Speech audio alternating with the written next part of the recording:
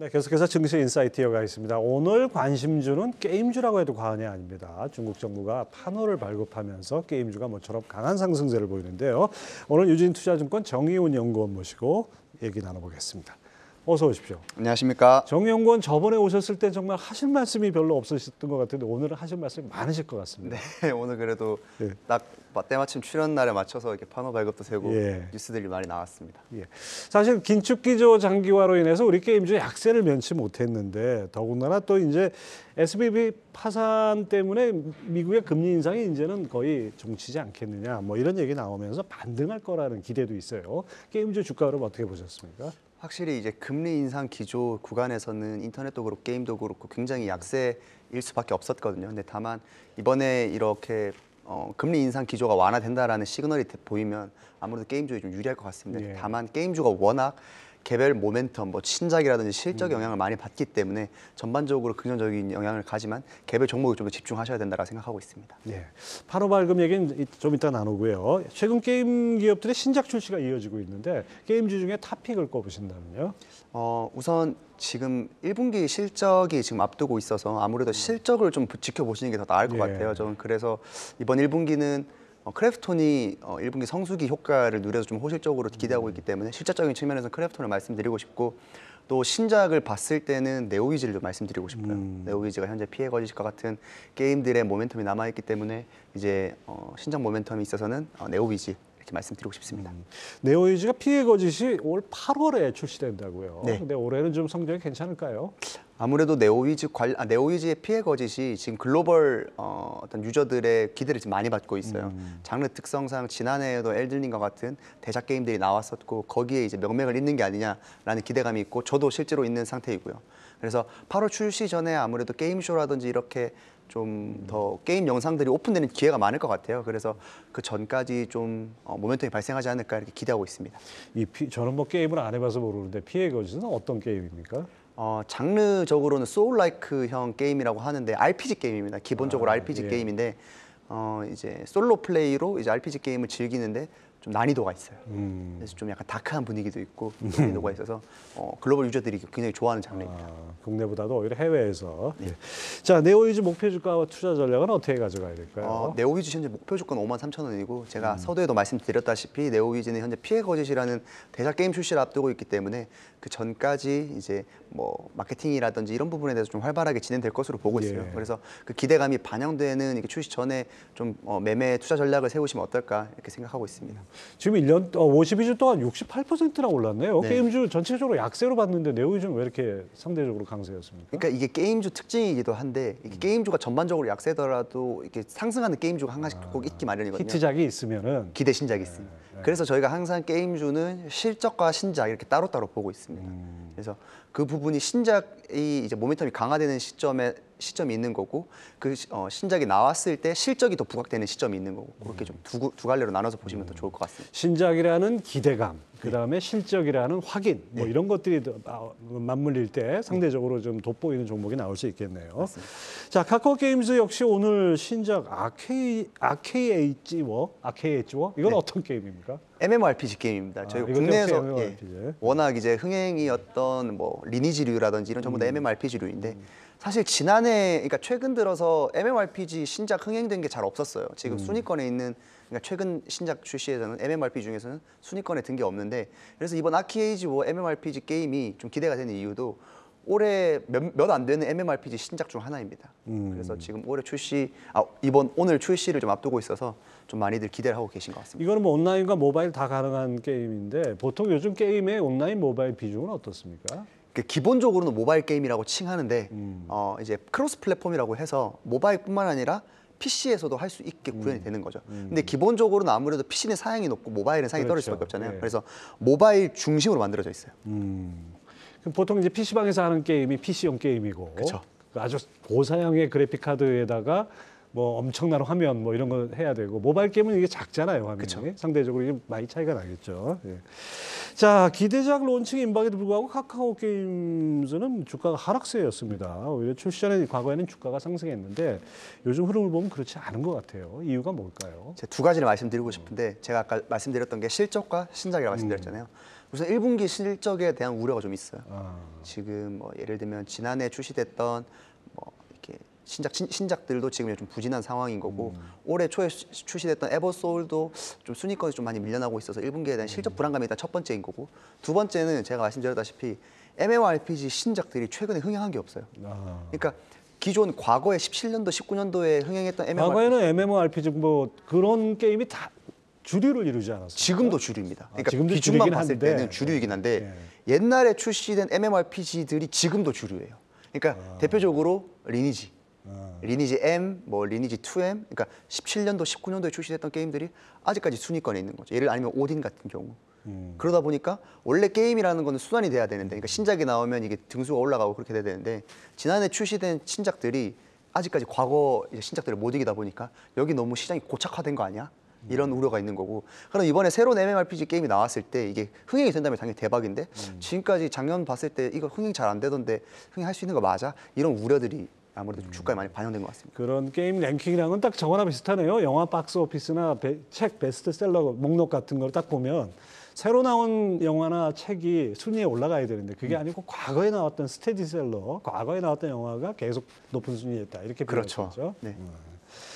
자, 이 중국 판호, 외자 판호 개방 이것이 상당히 관심을 모으는데 이 중국 시장 개방 이것이 어느 정도 영향을 미칠까요? 그러니까 이게 좀 히스토리를 좀 먼저 말씀을 드리면 과거에는 중국이 이렇게 꽁꽁 싸맸었어요. 그러니까 이게 비단 한한령, 그러니까 사드 사태로 인해서 한한령뿐만 아니라 이게 과거에는 중국 게임 퀄리티 자체가 한국이나 일본이나 이런 국가들이 밀렸었습니다. 그러다 보니까 이렇게 자국 내로 중국 자국 내로 게임들이 들어왔을 때 자국 게임들이 길을 못 펴는 상황이었어요. 그렇죠. 그래서 이렇게 좀 외자 판호 발급을 제한했었는데 그 사이에 중국 게임 퀄리티가 굉장히 높은 수준으로 올라왔습니다. 그러다 보니까 중국 내에서도 이제 굳이 외자 판호 열어줘도 우리 자국 게임들은 먹고 살만하다. 그래서 오히려 좀 중국 내 소비자들을 위해서 게임 외자 판호를 열어주는 시기가 오고 있는 것 같고 그게 지난해 하반기부터 좀 그런 움직임이 보였습니다. 예, 그렇죠. 그래서 어제 이제 추가적으로 중국 판호가 발급이 됐는데 이런 흐름으로 봤을 때 좀 단기에 일시적으로 이런 판호 발급이 완화되는 게 아니라 좀 더 이제는 좀 트렌드로 가는 게 앞으로 아닌가. 계속 꾸준히 판호 발급을 확대할 수 있다는 얘기인가요? 네, 저는 좀 그렇게 전망하고 있습니다. 반면에 우리는 그동안 중국 게임에 대해서 다 열어놨지 않습니까? 그렇죠. 그래서 그 어떤 상호주의 입장에서 이게 문제가 있다 이런 지적이 많았는데 아무튼 이제는 뭐 대등한 위치에서 갈 수 있겠네요. 이 중국 판호 발급으로 가장 그 혜택을 볼 수 있는 그 종목이라면 어떤 종목이 있을까요? 당연히 해당 게임이 판호 발급된 게임사가 되겠죠. 뭐 예를 들면 오늘 같은 경우에는 블루아카이브의 게임사인 넥슨 게임즈 그리고 쿠키런 킹덤 발표된 데브 시스터즈. 그래서 보시면 오늘 주가가 굉장히 많이 올랐죠. 예. 그래서 그런 게임들이 판호 발급을 받았을 때는 당연히 주가가 많이 오르는데 근데 이게 어려운 점은 뭐냐면 판호 발급을 미리 예측할 수 있으면 좋은데 그렇죠. 예측하는 게 굉장히 어려워요. 그러니까 기대감이라는 건 어느 정도 반영될 수 있는데 사실 그게 하루아침에 이게 변할 수 있는 부분이다 보니까 그런 부분은 어렵고 그런 부분보다는 오히려 판호 발급이 되고 나서 이 게임이 과연 중국 내에서 흥행을 할 수 있을까? 이런 부분에 대해서 좀 더 고민해 보시는 게 좋을 것 같아요. 그러니까 어쨌든 판호 발급 이후의 이제 상황에서는 그러니까 그 전에는 어떤 거에 기대감을 먼저 선제적으로 투자하셔도 되고 그 이후에는 과연 이 지금 발급받은 판호가 언제 게임이 출시가 될 수 있으며 그리고 이게 중국 내에서 어느 정도 순위까지 올라갈 수 있을지 이런 부분에 대한 고민이 필요하다고 저는 생각하고 있습니다. 그렇죠. 뭐 중국 시장 들어간다고 무조건 다 성공하는 것도 아니고 최근에는 해외 게임들이 중국 내에서 성공하는 사례가 점점 줄어들고 있어요. 중국이 게임 쪽에서도 상당히 쫓아왔다 또는 뭐 일부는 앞서 있다 이렇게 볼 수도 있겠네요. 그러니까 이게 중국이 이렇게 말씀하면 좀 그럴 수도 있는데 많이 카피하는 그러니까 예전에는 이렇게 많이 카피하는 식으로 갔는데 이게 카피하다 보니까 이게 실력이 많이 향상된 거예요. 그래서 그런 부분에서 굉장히 많이 따라왔습니다.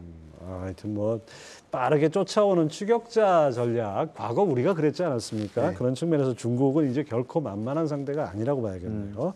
자, 게임주 상반기 투자 전략은 어떻게 가져가야 될까요?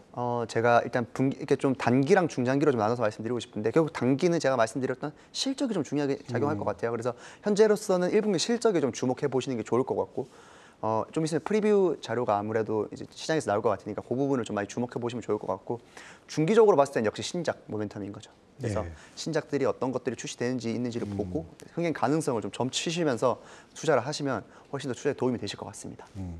오늘 신연구원이 약간 좀 신바람 난 모습인 게 담당하는 그 업종 섹터가 오늘 뭐 게임도 그렇고 또 우주 쪽도 마찬가지 아닙니까? 올해 2분기 스타링크가 국내 서비스 출시가 예정돼 있어요. 관련해서 이 서비스 시작하더라도 국내 통신 시장에 미치는 영향은 미미할 것이다 전망하셨는데 그 이유는 뭔가요? 스타링크가 글로벌 서비스거든요.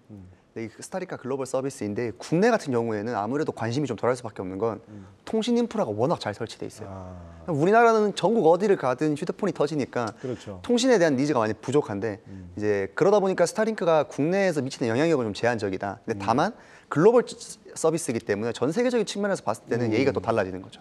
그래서 이 부분에서 좀 스타링크가 통신 전 세계 통신에 있어서는 좀 새로운 바람을 불어일으킬 수 있지 않을까라고 해서 제가 오늘 또 자료도 냈습니다. 오늘 자료 냈는데 아무튼 예, 작년 4분기 이 우리나라에서는 또 인텔 라인테크가 이게 또 아주 대표적인 기업 아니겠습니까? 영업이익은 추정치를 하였지만 올해는 견조한 성장세를 낼 것이다 이렇게 전망을 하셨어요. 그 배경은 뭔가요? 4분기 추정치를 하야한 게 제 추정치에 그러니까 R&D 비용과 같은 판관비 부분에서 제가 좀 미스가 있었어요. 그래서 추정치를 하야했는데 실적만 보면 견조한 성장이 계속돼요. 그러니까 최대 실적이에요. 4분기도. 지난해 4분기가 거의 매출액도 뭐 압도적으로 최대 실적이고 영업이익도 그런 건데 올해도 당연히 그 부분이 이어지는 원인은 원앱이라고 하는 글로벌 저궤도 위성 통신 사업자 스타링크와 같은 서비스가 올해 하반기부터 본격적으로 진행될 거기 때문에 관련된 매출도 잘 나올 것으로 보고 있고 또 기존의 인텔 라인테크가 영위하던 해상용 V셋 안테나 시장도 지금 견조하게 성장하고 있어서 그런 부분에서 탄력을 받을 것으로 보고 있습니다. 인텔 라인테크 목표 주가나 투자 전략은 어떻게 잡고 계십니까? 목표 주가는 오늘 13만 원으로 상향을 했습니다. 그래서 아무래도 원앱의 서비스가 본격화되는 중반 이후까지 그러니까 올해 사실 내내 좀 견조한 실적을 이어가고 있기 때문에 인텔 라인테크 저는 긍정적으로 말씀드리고 싶습니다. 하여튼 우주 쪽 섹터에 대한 관심도 시장에서 많이 높아진 것 같습니다. 네.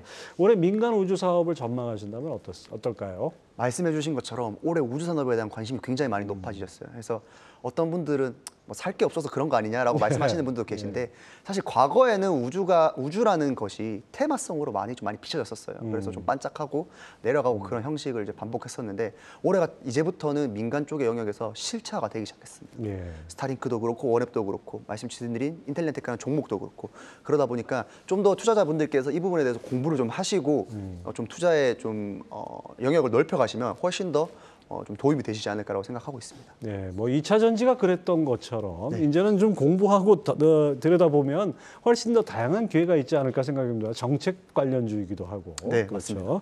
네, 오늘 유진투자증권 정의훈 연구원과 함께 게임주와 우주 산업에 대해서 알아봤습니다. 감사합니다. 감사합니다.